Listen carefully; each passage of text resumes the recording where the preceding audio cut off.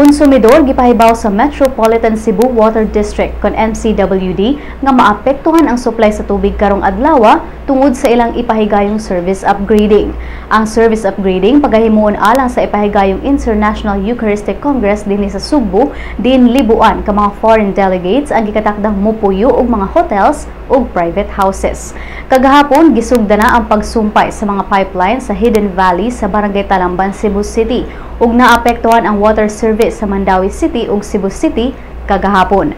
Karong adlaw ang MCWD magpahigayon sab og interconnecting sa mga pipeline sa Casili Reservoir sa Konsolasyon ug maapektuhan niini ang supply sa tubig sa Konsolasyon, Liluan, parte sa Lapu-Lapu City ug sa Cebu City, Lower Mabolo, MJ Cuenco Avenue, North Reclamation Area, Port Area, Careta, Lorega, San Miguel, Tejero, Tipadilla, Tinago ug San Roque. Samtang gikan alas 9 sa buntag kaganina hangtod alas 6 sa buntag ugma, aduna na say service upgrading ang buhaton sa may Mactan Road sa Lapu-Lapu City.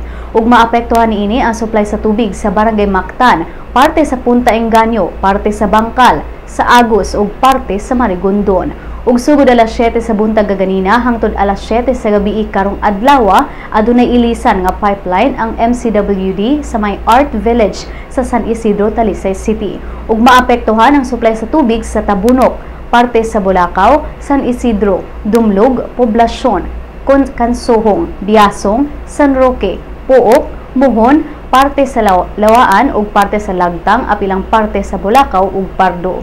Si MCWD Acting General Manager Noel Dalena mihangyo sa mga konsumidor nga magpundo og tubig in kaso og maapil sila sa water service interruptions.